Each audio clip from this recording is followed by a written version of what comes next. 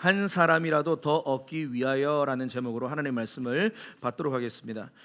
새생명 축제가 이제 2주 앞으로 다가왔습니다. 우리가 베스트를 기도하면서 이름을 썼고 주님 앞에 올려드렸습니다. 그리고 정말로 간절한 마음으로 우리가 기도하고 지금 복음을 전하고 계신 줄을 믿습니다. 그런데요, 우리가 이렇게 복음을 전하고 전도를 하는 가운데 흔히 우리가 아주 편하거나 아주 마음이 아주 평온한 가운데서 전도를 하는 것이 아니라 불편하고 부담을 느낄 때가 참 많은 것 같습니다. 복음을 전할 때 이런 생각으로 우리 마음 불편할 때가 있어요. 나는 말을 잘 못하는데 어떻게 전도를 해야 되나, 이런 생각이 들 때가 있습니다. 그리고 나는 만약에 내가 전도를 했는데 저 사람이 거절하면 저 사람과의 관계가 틀어지고 내 마음이 좀 불편할 것 같은데 내가 어떻게 말을 꺼내야 되지? 이런 생각으로 마음이 불편할 때가 있습니다. 또 어떤 분들은 내가 이렇게 예수 얘기하면은 꼭 어려운 질문을 던지는 친구가 있어. 어려운 질문을 나에게 던지면 내가 어떻게 성경적으로 대답해 줘야 되지? 이런 생각 때문에 또 부담을 느낄 때가 있습니다. 그런데요, 여러분, 오늘 전도에 대해서 우리가 부담과 염려를 떨쳐버릴 수 있는 이유가 뭐냐면 바로 사도 바울이 이 전도에 관하여서 놀라운 하나의 통찰력을 우리에게 알려주고 있습니다. 오늘 본문에 보면 사도 바울은 한마디로 이 말이에요. 우리가 전도를 함에 있어서 얼마나 말을 잘하는지, 얼마나 성경을 많이 아는지 그것은 중요하지 않아. 전도에 있어서 가장 중요한 것이 하나 있어. 그건 바로 뭐냐? 전도자의 마음가짐이야. 뭐라고요? 전도자의 마음가짐이 제일 중요하다고 사도 바울은 말하고 있습니다. 자, 고린도전서 9장 19절 말씀입니다. 보십시오. 내가 모든 사람에게서 자유하지만 스스로 모든 사람에게 종이 된 것은 더 많은 사람을 얻고자 함이다 라고 말하고 있습니다. 여기 보면은 더 많은 사람을 얻는다, 이런 표현이 있죠. 이 얻다라는 단어에 우리가 집중할 필요가 있습니다. 케르다이노라는 단어인데 이 케르다이노라는 단어가 뭐냐면 소중한 것을 획득한다, 이런 뜻입니다. 다시 말하면 우리가 뭔가 소중한 것을 가지기 위하여 때로는 우리의 시간을 쓰고 물질을 쓰고 때로는 기다리면서 뭔가 소중한 것들을 다 얻어보셨죠? 바로 그겁니다. 그 소중한 것을 획득하는 것이, 사람을 얻는 것이 바로 전도라고 사도 바울은 분명히 이야기하고 있는 것입니다. 그래서요, 우리가 이렇게 생각하셔야 돼요. 전도를 할 때, 전도 대상자들에게 복음을 얘기할 때 그들은 논쟁의 대상이 아니에요. 뭐라고요? 논쟁의 대상이 아니에요. 이겨야 할 대상이 아니에요. 싸워야 될 대상이 아니에요. 뭐냐면 따라하세요. 소중한 것을 얻는 대상이다. 그 소중한 사람을 얻는 것이 바로 전도라는 겁니다. 멸망길로 가고 있는 그들을 사단의 손에서 얻어내는 겁니다. 그것이 전도입니다. 그래서 우리가 전도를 할 때 자주 이런 잘못된 생각을 하고 전도할 때가 있습니다. 내가 그 상대방을 이기려고 하는 거예요. 내가 그들을 고치려고 하는 거예요. 그를 바꾸려고 하는 거예요. 여러분, 이거 정말로 잘못된 접근 방법입니다. 전도할 때, 전도하다가 이제 막 올라오잖아요. 막 대화가 안 통하면. 그럼 어떻게 말합니까? 당신 죄인이야. 이렇게 살면 당신 지옥 간단 말이야. 왜 교회 안 나와? 교회 나와야지. 이제 욱하는 심정으로 그렇게 이야기할 때가 있습니다. 그런데 말은 틀리지 않지만 그 마음가짐이 좀 잘못됐어요. 그 말을 전달함에 있어서 우리 마음가짐이 어떤가를 먼저 사실은 봐야 됩니다. 자, 그래서 오늘은 전도자의 마음가짐 세 가지를 살펴보고 말씀을 마치려고 하는데요. 첫 번째, 어떤 마음가짐으로 우리는 복음을 전해야 될 것인가? 첫 번째, 전도자는 자유를 내려놓고 낮아지는 사람이 되어야 됩니다. 나에게 자유가 있어요. 내가 마음껏 말할 수 있고 내가 마음껏 행동할 수 있는 자유가 있지만 전도하기 위해서 한 사람이라도 얻고자 내가 낮아지는 것을 선택하는 사람입니다. 고린도전서 9장 19절 말씀 아까 다시 보시면 제가 다 설명을 안 드렸는데 내가 모든 사람에게서 자유로우나 스스로 모든 사람에게 종이 되었다라고 사도 바울은 말하고 있습니다. 모든 사람에게 종이 되었다. 더 많은 사람을 얻기 위해. 이 종, 헬라어로 둘로스라는 단어인데요, 이 종이라는 단어의 뜻은 바로 노예가 되었다, 이 말이에요. 내가 전도하기 위하여, 한 사람을 얻기 위하여, 더 많은 사람을 얻고자 내가 스스로 종의 자리로 내려갔다, 이 말입니다. 사도 바울이 이렇게 말하고 있죠. 내가 모든 사람에서 자유하다, 이런 말을 하고 있습니다. 이 말은 무슨 말이냐면 당시 사도 바울은 이 예수 그리스도의 십자가의 은혜로 자유함이 있어요. 그런데 예수 그리스도를 모르는 유대인들에게는 이 율법으로 말미암아 늘 억눌린 삶을 살아가고 있었어요. 이스라엘 사람들. 제가 몇 가지 좀 설명해 드리겠습니다. 이 유대인들은 오직 그들의 믿음의 중심이 구약 성경밖에 없습니다. 신약 성경은 그들에게 의미가 없어요. 구약 성경만 믿고 구약 성경에 나오는 그 행위에 따라서 그들은 구원을 받느냐 못 받느냐예요. 그러니까 날마다 자기의 행위 때문에 내가 구원 못 받으면 어떡하나 그 염려 가운데 살아갔던 사람들이 유대인입니다. 그래서 율법의 종으로 살아간 겁니다. 그런데요, 자기는 사도 바울은 나는 예수 그리스도의 십자가 은혜로 자유했다. 그 말이 바로 저 말입니다. 유대인들은 모든 삶의 중심이 다 구약에 나오는 말씀에 따라서 행위를 통하여 구원받는 것, 그게 전부예요. 오직 행위예요. 그래서 이들은 지금도 구약 성경을 압축한 율법책, 지금도 우리가 서점에서 구매할 수 있습니다. 뭐냐면 마츠보트, 언약 이런 뜻입니다. 율법 이런 뜻입니다. 마츠보트 613이라는 책이 있습니다. 여러분들 혹시 궁금하시면 사서 보셔도 되는데, 저게 뭐냐면 구약에 있는 하나님께서 하라 하지 말라를 압축해 놓은 책이에요. 그래서 저 책을 가지고 하라는 것을 목숨 걸고 하려고 하고, 하지 말라고 하는 것을 목숨 걸고 안 하려고 합니다. 그래야지 내가 구원받으니까. 어마어마한 책이죠. 613. 무슨 책이야? 제목만 봐서 절대로 알 수 없는 책입니다. 그런 내용이 저 책 안에 함축되어져 있습니다. 그래서 그들은 일주일에 금식을 무조건 2번 해야 됩니다. 뭐라고요? 금식을 무조건 그래야지 구원받아. 그럼 여러분, 우리가 만약에 일주일에 2번씩 금식을 해야지만 구원받는다. 여러분 신앙생활 맛이 날까 안 날까요? 여러분들 이게 식사하시는 거 좋아하잖아요. 저도 좋아해요. 근데 이제 금식을 2번 무조건 해야 돼요. 안 하면 구원에서 탈락이에요. 헌금도 마찬가지입니다. 무슨 11조 헌금, 감사헌금, 건축헌금 종류들이 다 있어요. 그대로 다 해야지 구원받아요. 그리고 저번에도 말씀을 드렸지만 안식일에 이들은 노동을 하면 된다 안 된다? 노동을 절대로 하면 안 돼요. 절대로. 안식일에 일하면 이 사람들은 지옥 갑니다. 그렇기 때문에 어떤 일들이 벌어지냐면, 저게 뭔지 아세요? 저게 뭐냐면 유대인들이, 저 이스라엘에 가보면 유대인들이 안식일 날, 다시 말하면 토요일 날에만 이용하는 엘리베이터가 있습니다. 사베스 엘리베이터라고, 저는 안식일 엘리베이터 이런 말입니다. 다시 말하면 저 안식일에는 저 엘리베이터만 타야 되는데, 왜냐? 저 엘리베이터는 버튼이 하나밖에 없어요. 오직 저 버튼밖에 없습니다. 근데 저 버튼을 내가 안 눌러요. 저 버튼 눌러져 있습니다. 다시 말하면 1층부터 저 30층까지 내가 버튼을 안 누르는데 층마다 알아서 다 쓰는 거예요. 왜냐하면 내가 버튼을 누르면 안 되는 거예요. 버튼을 누르면 내가 지옥 가는 거예요. 참 놀랍죠? 안식일에 노동하지 말라는, 이게 노동이에요. 노동, 이 사람들에게는.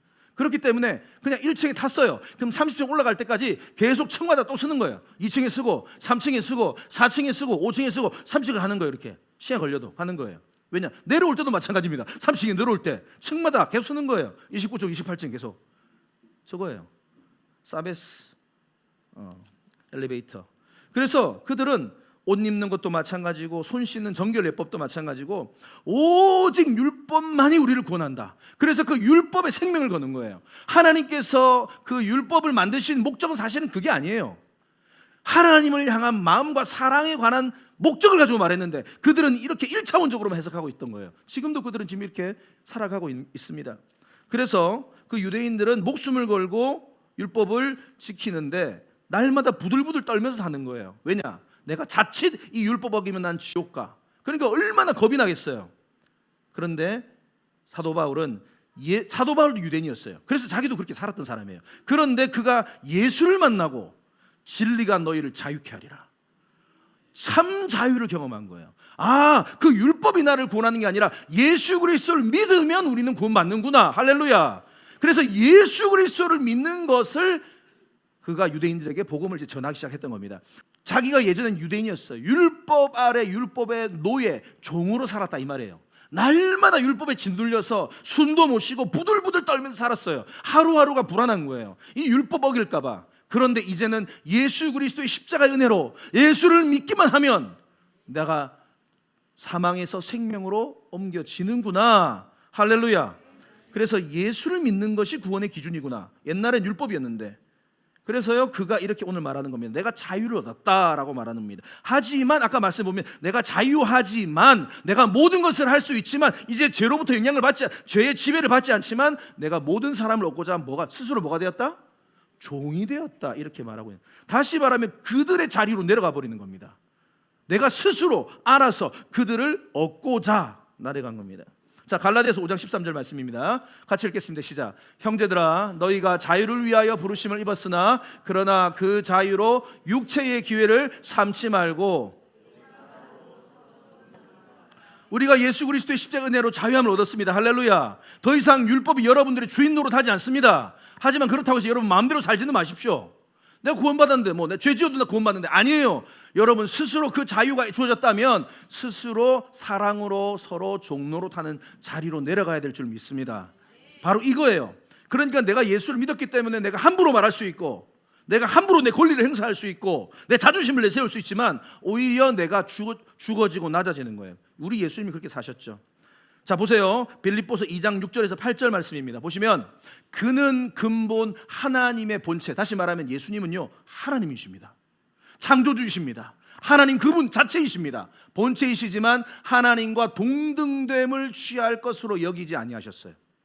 그리고 7절에 오히려 자기를 비워서 종의 형체를 입으셨어요. 종이 되셨어요. 그리고 사람들과 같이 되셨고 이 땅에 내려오셔서 그리고 사람의 모양으로 나타나셨어요. 자기를 낮추시고 십자가에 죽기까지 복종하셨으니 그 십자가에서 죽으셨습니다. 이게 여러분 사랑으로 종노릇하는 모습이에요. 이게 전도자의 모습이 되어야 돼요. 이게 우리의 모습이 되어야 될 줄을 믿습니다. 하나님은 충분히, 예수님은 하늘 영광을 누리면서요 이 땅에 있는 이 죄인들을 향해서 이렇게 말할 수 있어요. 얘들아 빨리 천국으로 올라와. 방법은요 몰라, 너희들이 알아서 올라와. 이런 식으로 그냥 무턱대고 던질 수 있는 예수님은. 그런데 그렇게 안 하셨어요. 우리를 사랑하셔서 우리의 몸을 그 하나님이 입으시고 이 땅에 내려오신 것입니다. 하나님이 인간의 몸을 입은 거예요. 종의 형상을 입은 거예요. 그리고 이 땅에 오셔서 사람과 같이 되셨어요. 그러니까 어떤 일이 벌어지냐면 사람이 돼버리면 상처를 받는 거예요. 사람이 돼버리면 고난과 배신을 당하는 거예요. 그리고 십자가까지 가셨죠. 왜요? 저와 여러분들을 살리려고. 여러분 이것이 우리 전도자의 모습이 되어야 될 줄을 믿습니다. 낮아지는 거예요. 낮아지는 거예요. 섬김의 자리로 내려가는 거예요. 안 가도 되는데 진짜 사랑하고 진짜 전도하기 위해서는요 우리가 낮아져야 돼요. 한 가지 얘기를 해드리겠습니다. 우리 미라클 교회도 이런 귀한 성도님들의 모습이 많은 것 같은데 제가 따로 누구라고 이름을 명명하진 않겠습니다. 한 아내가 있습니다. 믿지 않는 남편이 있어요. 그래가지고 그 믿지 않는 남편 정말로 주님 예수 믿게 해주십시오 기도하면서 그를 전도하려고 하는데요, 남편이 교회를 너무너무 싫어해요. 교회의 극혐. 어렸을 때 교회에서 너무나 큰 상처를 받은 거예요. 그래가지고 그 트라우마가 있으니까 교회 얘기만, 교자만 얘기해도 막 너무 싫어하는 겁니다. 그러니까 나 교회 너무 싫다, 교회 사람들 꼴 보기 싫다, 나한테 교회 가자고 말하지 마라, 당신이나 잘 믿어 하면서 막 아내에게 쏟아붓는 겁니다. 교회 가면은 말이야 밥이 나오냐 떡이 나오냐, 나 교회 가면은 밥은 나옵니다. 점심밥은 나오고요, 떡도 나오고. 그렇게 남편들 말씀하시면 안 됩니다. 교회 가면 많이 나옵니다. 밥도 나옵니다. 그런데 그런 얘기를 들을 때면 아내가 너무 속상한 거예요. 그러다가 이제 참다 열받으면 한마디 하죠. 그러면 당신은 얼마나 잘났어? 당신은 얼마나 의인이야? 얼마나 바르게 살아왔어? 아이고 웃기고 앉아. 죄송합니다. 웃기고 있네. 천국 가려면 당신부터 회개해야 돼. 막 욱하는 마음으로 그렇게 막 던지죠. 그럴 때마다 남편의 마음이 더 다치는 겁니다. 그런데 어느 날 아내가 말씀을 듣다 깨달은 겁니다. 하나님 은혜 주셨어요. 그동안 내가 남편을 사랑한 게 아니라 남편을 이기려고 했구나.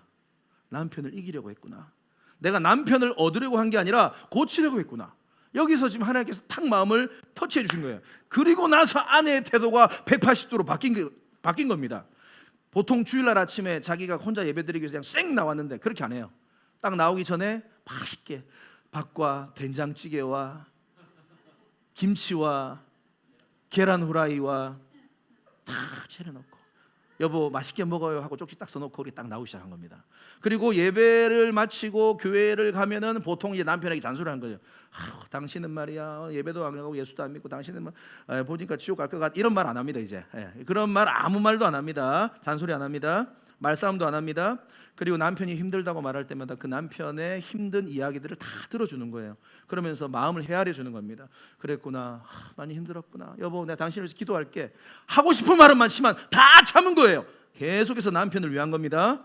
그러다가요 몇 년, 7년 후에 남편이 아내에 갑자기 이런 말을 하는 겁니다. 당신 많이 달라졌네. 예전엔 나를 고치려고 했는데 이제 정말 나를 이해하고 있는 것 같아. 여보 오늘 내가 한번 당신 따라 교회 한번 가볼까? 그렇게 해가지고 교회를 나오게 된 거예요. 이건 너무 교회 얘기예요. 우리 교회 얘기예요, 여러분. 너무 많아요. 지금 너무 많아요. 사랑하는 성도 여러분, 무엇이 남편의 마음을 움직였습니까? 논쟁이에요? 강요예요? 혼낸 거 아니에요. 낮아지는 거예요. 남편의 자리로 낮아진 거예요. 여러분, 우리가 전도할 때 꼭 이 마음가짐이 있어야 될 줄 믿습니다. 내가 싸울 수 있는 자유가 있어요. 같이 부딪힐 수 있는 자유가 있어요. 화를 낼 수 있는 자유가 있어요. 내 기분대로 행동할 수 있는 자유가 있어요. 그런데 그 자유함을 내려놓는 거예요. 그리고 종의 자리로 가는 거예요. 예수님처럼. 예수님께서 저 천국에서 화 한번 내셨으면 우리 다 죽어요. 어이구 인간들하고 쓸어버리면 끝났어요. 그런데 화내지 않고 인간의 몸을 입고 이 땅에 오셔서 우리와 맞춰주신 겁니다. 여러분, 이 마음, 이 낮아짐이 첫 번째 자세이고 이 낮아짐이 저와 여러분에게 있어야 될 줄 믿습니다. 두 번째, 전도자는요 상대 자리로 가서 공감을 해줘야 돼요. 같이 느껴줘야 돼요. 이게 중요해요. 고린도전서 9장 20절 말씀해 보시면, 유대인들에게 내가 유대인과 같이 된 것은 유대인들을 얻고자 하며, 또 율법 아래 있는 자들에게는 내가 율법 아래 있지 아니하지만 율법 아래 있는 자 같이 된 것은 율법 아래 있는 자들을 얻고자 하며, 율법 없는 자에게는 내가 하나님께는 율법 없는 자가 아니요 도리어 그리스도의 율법 아래 있는 자이나 율법 없는 자와 같이 된 것은 율법 없는 자들을 얻고자 하며. 22절, 약한 자들에게 내가 약한 자와 같이 된 것은 약한 자들을 얻고자 함이라. 여기 보면은 계속 같이 반복되는 표현이 뭐예요? 뭐뭐 같이 된 것은, 뭐뭐 같이 된 것은, 자꾸 이런 표현이 있죠. 여러분, 정체성을 잃었다는 표현이 아닙니다. 이거는 내가 복음을 타협했다는 말이 아닙니다. 그 영혼을 구원하기 위해서 그 영혼이 있는 자리로 내려가서 그 옆자리에 앉아서 그와 마음을 나누었다 이 말입니다. 마음을 나눈 거예요. 함께 느끼는 거예요. 그의 문화, 그의 언어, 그의 살아온 삶의 배경, 그의 상처, 그의 아픔, 그의 기질 다 이해하는 겁니다. 이해하려고 노력하는 거예요. 들어주려고 노력하는 거예요. 이게 공감입니다. 그래서요 역지사지예요. 그러니까 그 사람하고 대화할 때 저 사람은 왜 저렇게 말을 하나, 저 사람 왜 말을 저렇게 하지, 왜 저런 행동을 하지, 그게 아니에요. 그 사람의 지금까지 살았던 환경, 가정, 배경, 모든 것들을 우리가 생각하고 그 사람의 마음을 우리가 읽어줘야 되는 거예요. 최근에 제가 이렇게 복음을 이제 전하려고 이제 아이들이나 우리 청소년부나 이렇게 만나가지고 얘기를 건네잖아요. 그러면 정말 말이 좀 이상하죠. 가관입니다. 가관. 분명히 나는 한국말로 이야기를 하고 있는데 서로 대화가 안 통하고 있어요. 분명히 나는 한국말로 얘기를 했는데 왜 무슨 단어를 쓰는지 잘 모르겠어요. 너무 짧은 단어들을 자꾸 쓰고, 아니 단어들이 좀 이게 우리가 쓰던 세대하고 많이 다릅니다. 그래가지고 대화가 잘 안 통해요. 그런데 욱하죠. 무슨 말 하는 거야 이것이. 그런데 들어주는 거야. 그래, 네가 눈빛은 네가 게임 중독이라서 그렇구나. 마음속으로 네가 게임을 핸드폰 중독이구나. 말은 안 합니다. 그래 얼마나 힘들겠노. 요즘에 친구도 없어가지고 맨날 핸드폰만 게임하고 있어가지고 네가 이래 됐구나. 공감하려고 하는 거예요. 이렇게. 여러분, 남편도 마찬가지고 직장 동료들도 마찬가지고 다 그렇게 왜 상태가 왜 이래 이렇게 하시면 안 된다 이 말이에요. 공감을 해 주셔야 됩니다. 정지하기 전에 먼저 이해하려고 합니다. 요한복음 4장에 예수님께서 바로 그렇게 하셨죠. 사마리아 여인을 만났습니다. 사마리아 여인을 만나러 간 겁니다. 그녀의 옆자리로 가서 앉아서 그녀의 마음을 같이 공감해 준 거예요. 저 여인은 어떤 여인입니까? 저 한마디로 말하면 남편을 통해서 자기의 인생 역전을 꿈꿨던 여인이에요. 한번 남편을 잘 만나가지고 내 인생 한번 대박 나봐야겠다 해가지고 남편을 몇 명이나 뒀던 여자입니까? 5명이나. A, B, C, D, E, F, A, B, C, D, E 5명이나 남편을 바꿔본 거예요. 그래서 내가 한번 인생을 바꿔보겠다, 역전시켜보겠다 했는데 실패로 돌아간 겁니다. 그래서 결국 비참한 인생을 살아가고 있고요. 상처투성이에요. 완전히 이제 사람에 대해서, 남자에 대해서 모든 게 싫은 거야. 그러니까 대인기피증. 이젠 사람도 피하고 홀로 제일 더운 12시에 물두러 혼자 왔어요. 그러니까 뭐 제가 봤을 때 약간 공황도 있는 것 같아. 모든 것들이 다 있어요. 모든 우울 막 다 있어. 그래가지고 그냥 죽지 못해 사는 여자. 그런데요, 저 사마리아 여인은 혼혈입니다. 혼혈. 그래서 유대인들은 이 사마리아 사람들을 다 개, 돼지 취급합니다. 대화를 안 붙여요. 다른 인종이라고 생각하는 거예요. 그런데 예수님은 유대 사람입니다. 그런데 찾아오셔서 이 여자에게 먼저 말을 붙입니다. 여러분, 이거예요. 이거 말을 붙입니다. 무슨 말? 처음에 무슨 말을 겁니까? 기억나십니까? 이 여인을 보자 무슨 말 합니까? 나에게 물을 좀 달라, 이런 말 합니다. 나에게 물을 좀 달라. 이게 무슨 말일까요? 이 여자의 관심사는요, 지금 구원, 뭐 천국, 하나님 나라 관심사가 아니라 물밖에 없어요. 그러니까 그 여자의 관심사 수준으로 내려가서 물 얘기하는 거예요. 다시 말하면 처음부터 이 여인의 죄를 지적하지 않았어요. 딱 보자마자 주님은 다 알았죠. 너 남편을 5이나 두었구나. 지금까지 네 인생 한번 잘 살아보려고 여러 방법들을 추구해봤지만 실패했구나. 어이구 잘했네. 이렇게 그 여인을 질책하지 않았어요. 물이라는 일상의 언어에서 그녀와 대화를 시작한 겁니다. 그리고 그렇게 대화하다가 마지막에 이 여자가 영원히 목마르지 않는 물이 무엇인가를 궁금하게 만들었고, 그 영원히 목마르지 않는 그 물이 바로 나 예수다라고 예수님 말씀하신 겁니다. 나를 믿으면 돼. 그랬더니 이 여자가 예수를 만나고 너무 기뻐가지고 요한복음 4장 29절에 보면 그 대인기피증 환자가 사람들이 있는 동네로 들어가가지고 소리칩니다. 내가 예수를 만났다. 내가 그리스도를 만났다. 여러분, 이것이 진짜 전도자의 마음으로 우리가 접근해야 될 줄 믿습니다. 이 예수님의 마음이 우리에게 있어야 돼요. 사도 바울이 아까 말했잖아요. 상대방에 따라서 자꾸 내가 바꿔지는 거예요. 유대인들에게 복음을 전할 때는요, 유대인들은 오직 얘네들의 관심은 구약 성경밖에 없어요. 그러니까 구약 성경만을 가지고 얘기하는 거예요. 복음을 전할 때 유대인들을 만나면. 그래서 이 구약 성경에 보면 성경의 인물들이 있습니다. 아브라함, 이삭, 야곱, 다윗, 이사야, 옛선지자, 이런 사람들을 통해서 예전부터 하나님이 보내시기로 한 메시아가 있어 라고 구약을 가지고 예수님을 설명합니다. 그러니까 이 사도 바울이 얼마나 지혜로운 겁니까? 이 사람들이 맞춤형 주제 설명을 하는 거예요. 메시아에 대해서. 아테네 사람들, 헬라인들에게는요, 헬라인들 그 당시에 헬레니즘 문화였거든요. 그 당시에는 이 헬레니즘 문화 사람 구약성에 관심 없어요. 이 헬라 사람들의 관심이 뭐냐면 오직 이성이에요. 이성, 논리, 철학이에요. 소크라테스 아시죠? 전부 다 이성이에요. 합리예요. 그 사람들에게는 또 맞춰가지고 어떻게 복음을 전했는가? 사도행전 17장 23절 말씀을 보시면 그 헬라인들이 거주하는 도시에 가가지고 복음을 전하는데 아브라함 이야기 얘기 안 합니다. 이삭 얘기 안 합니다. 뭐냐면 이렇게 복음을 전하려고 가보니까 그들이 무슨 신전들을 많이 세워놨어요. 이렇게 그리스 사람들은 이 그리스 신화가 있잖아요. 신전들이 많은데 많은 우상들이 있는데 그 중에 한 신을 보니까 그 신의 이름이 없어요. 그게 뭐예요? 알지 못하는 신이라고 해가지고 만들어 놓은 거예요. 신 이름이 알지 못하는 신이에요. 그것을 가지고 사도 바울이 이야기를 꺼냅니다. 아, 너희들이 알지 못하는 신이라는 존재에 대해서도 관심이 있구나. 다시 말하면 너희들이 신심이 있구나. 이 알지 못하는 신이 누구인가 내가 말해줄게. 이분이 바로 여호와 하나님이야. 얼마나 이 상황에 맞추고 사람에 맞춰가지고 지혜롭게 복음을 사도 바울이 전하고 있었는가 알 수 있는 겁니다. 여러분, 우리에게 이런 지혜가 있어야 될 줄 믿습니다. 그래, 복음의 본질은 변함이 없어요. 그런데 그 사람을 만나면 그 사람의 상황, 살아온 환경, 입장, 성향, 스타일에 따라 가지고 그 단어와 그 문구를 만들어 가지고 던져야 된다 이 말이에요. 내 입장에서 던지면 안 된다라는 말입니다. 이게 공감이에요. 고린도전서 9장 22절에 보면은 참 사도 바울이 또 어떤 부분에서 놀라운 부분이 있었냐면 약한 자들에게도 맞춰줬어요.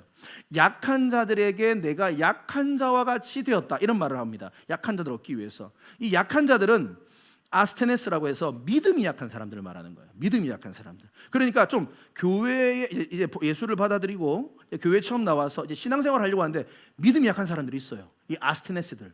믿음이 약해요. 자, 이런 약한 사람, 자기는 근데 강하거든, 믿음이. 그러니까 내가 믿음이 강하다고 해서 약한 자들을 만나면 너 왜 이렇게 믿음이 약해? 너 이거밖에 못해? 이렇게 안 했다 이 말이에요, 사도 바울은. 자, 중요한 말씀을 알려드리겠습니다. 로마서 15장 1절. 사도 바울이 이렇게 말해요. 믿음이 강한 우리라고 말하고 있죠.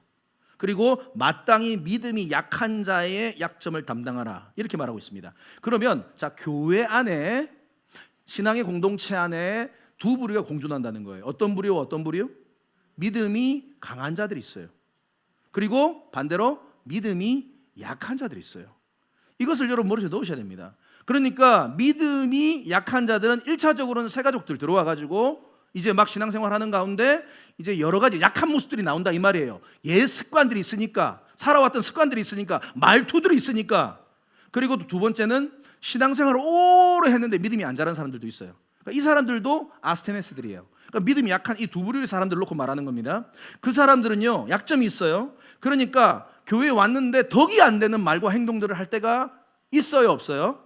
있습니다. 100% 있습니다. 99%도 아니에요. 100%예요. 교회 오면 불평을 이야기합니다. 원망합니다. 안 좋다는 얘기를 합니다. 좀 더 구체적으로 말해볼까요? 어느 날 갑자기 시험에 듭니다. 시험에 들어가지고 내가 이제 교회 못 나가겠다. 갑자기 전화가 옵니다. 누구 얼굴 보기 싫어서 나 못 나오겠다. 전화가 옵니다. 지금 내가 경제적으로 힘들어가지고 목사님, 내가 지금 약간은 좀 마음이 좀 그런데 저 경제적으로 좀 회복이 되면 그때 교회 나오겠습니다. 이렇게 연락이 옵니다. 건강이 안 좋습니다, 목사님. 지금 건강이 안 좋으니까 제가 좀 건강 회복되면 그래 안 나옵니다.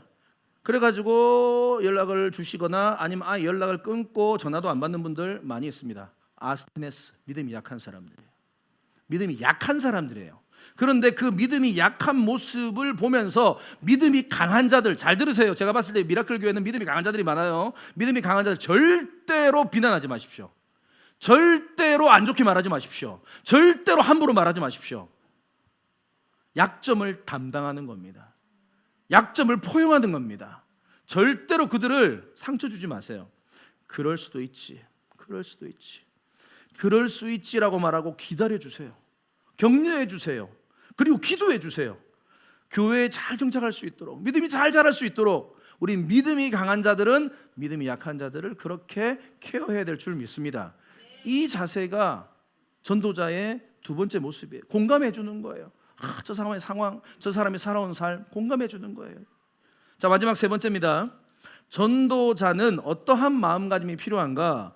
복음의 유연함이 필요하죠. 그런데 동시에 복음의 굳건함도 반드시 가져야 돼요. 확실한 복음이 있어야 돼요. 고린도전서 9장 22절 보면 내가 여러 사람에게 여러 모습이 된 것은, 그러니까 사도 바울이 기가 막힌 모습이 있어요. 어떤 사람을 만나더라도, 어떤 나라 사람들을 만나, 어떤 대상을 만나더라도 전부 다 카멜레온처럼 맞춰주는 거예요. 놀라운 모습이 있습니다. 여러 모습으로 변신된다 이 말이에요. 사도 바울이 아무쪼록 몇 사람이라도 내가 구원할 수만 있다면 내가 다 맞춰줄게. 그렇지만 23절 내가 복음을 위하여 모든 것을 행하면 복음에 참여하고, 나에게는 복음이 확실한 복음이 있다 이 말입니다. 좀 예를 들어 보겠습니다. 한 성도가 있습니다. 이 성도가 크리스천인데 자기가 이제 전도하기 위해서 불신 친구들하고 좀 가까워져야겠다. 그렇게 생각할 수 있잖아요. 내가 불신 친구들 많으니까 좀 친해져야겠다 결심한 겁니다. 그래서 이제 자기가 이 불신 친구들이 다니는 그곳을 자기가 함께 가기로 합니다. 같이 술자리를 가기 시작했습니다. 그래서 술은 안 마셔요. 그런데 그 술자리를 함께 또 시간을 보냅니다. 노래방을 같이 갑니다. 클럽도 같이 갑니다. 같은 문화를 공유합니다. 그런데요, 시간이 지나면서 문제가 생기기 시작합니다. 그 친구들의 말과 행동에 내가 영향을 받기 시작합니다. 어느 순간 내가 보니까 난 욕을 안 했던 사람이 욕을 하고 있어요. 나는 거짓말을 하는데 거짓말을 하고 있어요. 나는 음담패설을 말하지 않았는데 내 입술에서 음담패설의 말들이 나오기 시작하는 거예요. 왜냐? 걔네들하고 맨날 같이 있으니까. 영향을, 처음에는 좋은 의도로 이들을 전도하기 위해서 그들과 같이 시간을 보냈는데 영향을 받아버린 거예요.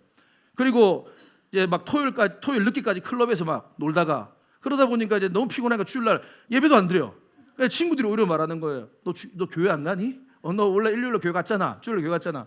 근데 이제 완전히 조금 상태가 이상해지기 시작한 겁니다. 여러분, 전도자가 전도하기 위해서 친해져야 됩니다. 그런데요, 절대적으로 세상에 동화되면 안 됩니다. 이 중요한 거예요. 동화되시면 안 됩니다. 근데 반대의 케이스도 있어요. 반대의 케이스는 뭡니까? 난 크리스천이야. 난 하나님의 자녀야. 난 거룩한 그리스도인이야. 그래서 저 죄인들과 말도 한마디 안 할 거야 하고 직장 생활 하시는 분들 계시더라고. 말 한마디도 안 붙여요. 하나도 안 해요. 말 붙이면 사탄아 물러가라. 이 뭐 쓰리담시라 완전히 이렇게 말합니다. 회식 김 과장, 이 과장이 회식해야지. 회식 같은 소리가 앉아 있네. 난 오늘 난 기도하러 간다. 나 오늘 교회 가야 된다. 해가지고 회식 자리도 빠져, 대화도 안 해. 그 자리를 피해. 나는 거룩한 사람이야. 나는 거룩한 사람. 저들은 불경한 사람이야. 사탄의 족속들 이렇게 하고 막. 그러면 이 사람들이 나를 볼 때, 쟤 김 과장은 맨날 우리 벌레 보듯 하노. 몰라. 쟤 몰라. 지만 잘났나 봐. 해가지고 왕따가 된 사람도 있어요. 우리 미라클교회 그런 사 있습니까? 예, 있으면 안 됩니다. 그러니까 두 개 다 케이스가 지금 나오네. 이 둘 다가 극단으로 가고 있는 거예요 지금. 이게 둘 다가 잘못된 거예요. 여러분, 안타까운 케이스입니다. 복음 전도자는 중심을 잘 잡아야 돼요. 줄을 잘 타야 돼요. 자빠지면 안 돼요. 그래서요, 전도하기 위해서 유연함이 있어야 돼요. 정말로 유연하게 맞춰주십시오. 그런데 함부로 우리가 맞춰줬다가 휩쓸리지 마십시오. 다시 말하면 우리 안에 복음은 분명히 붙들고 있어야 되는 거예요. 이해가 되십니까? 예수님이 그러셨어요. 우리 예수님은요, 늘 이 땅에 오셔가지고 누구와 함께 지낸지 아세요? 세리, 죄인, 창기, 늘 병자, 뭐 이런 사람들하고만 같이 다녔어요. 그러니까 분위기가 항상 안 좋아. 예수님 보면은 항상 이상한 사람들밖에 없어요. 그러니까 막 사람들이 막 별의별 얘기를 합니다. 그런데요, 그렇게 죄인과 세리와 창기들과 지내면서요, 그들에게 동화되지 않아요. 오히려 진리는 계속해서 가지고 있으면 그들에게 진리를 말해줘요. 자, 보세요. 요한복음 1장 14절 말씀 보시면 이게 참 중요한 말씀인데, 전도의 관점에서 바라보면요, 예수님에게는 이 두 가지가 있었습니다. 뭐와 뭐가 있었냐면 은혜와 그다음에 뭐요? 진리. 이게 여러분들의 있기를 바랍니다. 여러분들이 하나님께 받은 그 은혜를 다른 이들에게도 흘려보내십시오. 그 은혜, 주님의 사랑, 주님의 긍휼 보내십시오. 하지만 동시에 여러분들 그 진리만은 분명히 붙잡고 있어야 됩니다. 이 두 가지 같이 있어야 돼요. 그런데요, 은혜 없이 진리만 말하면요, 사람이 차가워져요. 늘 진리만 말하면 사람이 혼자가 돼요. 외로워져요. 차가워져요. 그리고 반대로 진리 없이 은혜만 말하잖아요. 그러면 사람이 방종이 됩니다. 엉망이 돼버려요. 그러니까 둘 다가 필요하다 이 말이에요. 그래서 요한복음 14장 6절 예수님은 분명히 말합니다. 그 사랑과 은혜가 많으신 분이 내가 곧 길이요 진리다라고 말하고 있습니다. 주님은 진리라고 분명히 사람들에게 말하고 있습니다. 그래서 세리와 죄인들과 친구가 되셔서 함께 지냈지만 죄에 대해서도 분명히 말했어요. 마태복음 9장 12절 건강한 자에게 의사가 쓸데없고 병든 자에게 쓸데있다. 너희가 가서 내게 긍휼을 원하고 제사를 원하지 아니하노라 하신 뜻이 무엇인지 배우라. 나는 의인을 부르러 온 것이 아니요 누구를 부르러 왔다? 죄 얘기합니다. 그러니까 여러분, 이 죄에 대해서 우리가 얘기할 수 있습니다. 하지만 먼저 그들의 마음을 좀 공감해주고 그들의 믿음이 좀 자라기를 기다려주고 그 다음에 우리가 죄에 대해서, 진리에 대해서 분명히 이야기할 줄 알아야 될 줄 믿습니다. 여러분, 이 두 가지 같이 있어야 돼요. 한 사람만 제가 소개시켜드리고 말씀을 마치겠습니다. 중국 선교의 아버지 허드슨 테일러라는 분이 계십니다. 허드슨 테일러 들어보셨어요? 우리나라는 선교의 아버지라면 언더우드 쉽게 생각하잖아요. 언더우드 선교사님이 연세대학교도 만드시고 또 병원도 많이 세우시고 또 우리 장로회를 만든 그 베이스를 깐 사람이 언더우드 선교사님입니다. 그러니까 그렇게 우리나라에서 의미 있는 사람이 언더우드 선교사님인데요, 중국에 그런 선교사님이 계세요. 누구냐? 바로 허드슨 테일러라는 선교사님입니다. 어마어마한 선교사님입니다. 이 허드슨 테일러가 중국 선교에 문을 열었어요. 영국 사람이시거든요. 1832년에서 1905년까지 계셨던 분이신데요, 그가 17세의 청소년 때 아버지의 서재에 들어가서 이 세계사 관련된 책들을 읽다가 중국 관련된 책을 읽게 된 거예요. 그런데 그렇게 중국 관련된 책을 읽다가 갑자기 하나님께서 중국에 대한 뜨거운 마음을 주신 거예요. 그리고 어머니의 기도와 함께 그가 중국 선교사가 돼야 되겠다. 갑자기 책 읽다가 중국에 관한 책 읽다가 중국 가야 되겠다 이 생각이 든 거예요. 그래서 17살 때부터 21살 때까지 이제 중국 선교를 준비합니다. 중국어를 준비하고 중국 문화를 공부하고 그래 중국에 대해서 계속 공부한 거예요. 그리고 21살 때 중국으로 가게 됩니다. 그런데요, 그가 이렇게 전도를 중국으로 갈 때에 그의 머릿속에 한 문장이 있었어요. 뭐냐면 중국 사람에게 중국 사람처럼, 뭐라 해요 이게? 중국 사람에게는 내가 중국 사람처럼 다가간다 이 말이거든요. 그러니까 그것을 성경에서 자기가 찾은 거예요. 사도 바울의 이 가치를 공부한 겁니다. 왜냐하면 당시에 많은 유럽인들, 특별히 영국에서 이렇게 전도 나가면 전부 다 자기 나라 옷 입고 선교를 하는 거예요. 서양 옷을 입고 선교하는 거예요. 자기네들의 말투, 자기들의 생활 방식을 그대로 중국에 와서도 유지하고 있는 겁니다. 그런데 허드슨 테일러만은 완전히 달랐어요. 어떻게 중국으로 가서 전도하냐면 중국 사람들의 옷을 입어요. 영국 사람이 저 사람, 영국 사람인데 중국 사람의 옷을 입어요. 중국 사람의 의상을 해요. 모든 것이 다 중국 사람화하는 거죠. 중국어도 씁니다. 그러니까 그가 저렇게 해가지고 중국말을 써가 중국인들을 전도하니까 나머지 주변에 있는 선교사님들이 다 핍박하는 거예요. 이제 니만 선교사가, 니는 왜 그래 니만 왜 특출나게 그렇게 하냐? 그러면서 왜 영국인들의 명예를 깎냐 이렇게 합니다. 자기들은 되게 자부심이 있고 영국인들은 그 당시 세계 최고의 최강국 영국 아닙니까? 그러니까 우리 영국의 명예를 되게 깎는다 이래가지고 얼마나 핍박을 받아요.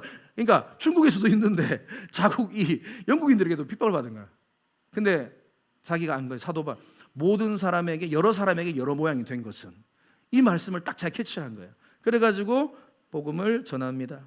그래서 51년 동안 중국 선교해요. 51년 동안 어마어마하죠. 그리고 51년 동안 중국 선교하면서 중국 내지 선교회라고 만들었는데 이 선교회가 바로 지금의 OMF라고 세계 최고의 선교 단체의 스타트가 바로 이 중국 내지 선교회예요. 그러니까 지금의 세계 최대의 선교 단체의 어떤 모태가 바로 우리 허드슨 테일러 목사님입니다. 이제 수많은 이 영국에서 또 유럽에서 오시는 선교사님들이 전부 다 이제 중국 옷을 입기 시작하는 거예요. 다 중국의 의상을 하고 있는 거예요. 그리고 나서 복음을 전하는데 이렇게 초청하고 자기 때문에 중국에 온 선교사님들이 840명이 넘습니다. 허드슨 테일러가 그렇게 동원을 한 겁니다. 그리고 12만 5천 명의 사람들, 중국 사람들을 회심시킵니다. 476개의 교회를 세웁니다. 188개의 진료소, 아편 중독자 회복시설 101개, 병원 7개, 중국의 선교를 거의 이분이 다 베이스를 만들어버립니다. 어마어마한 인물입니다. 한 사람이라도 더 얻기 위하여 그는 낮은 데로 내려간 거예요. 공감해 준 거예요. 그리고 복음을 전했던 것입니다. 말씀을 마무리하도록 하겠습니다. 사랑하는 성도 여러분, 정말 2주 남았는데요, 우리가 지금 기도하면서 전도하고자 하는 그 영혼들을 한번 이 시간 한번 떠올려 보십시오. 그 영혼들 정말로 그들의 삶이 있어요. 그들이 쓰는 언어가 있어요. 그들이 살아왔던 삶의 문화가 있어요. 그런데 우리의 눈에는 그것이 부담스러워요. 함부로 말하고 싶어요. 이상하다고 말하고 싶어요. 잘못됐다고 말하고 싶어요. 근데 절대로 여러분 그렇게 하시면 안 됩니다. 예수 그리스도의 마음으로 그들을 품어주셔야 돼요. 낮아지셔야 돼요. 공감해 주셔야 돼요. 그리고 그들의 마음을 품어주시고 기다렸다가 진리를 말해야 될 줄을 믿습니다. 여러분, 이것이 우리에게 필요한 전도자의 마음가짐인 것입니다.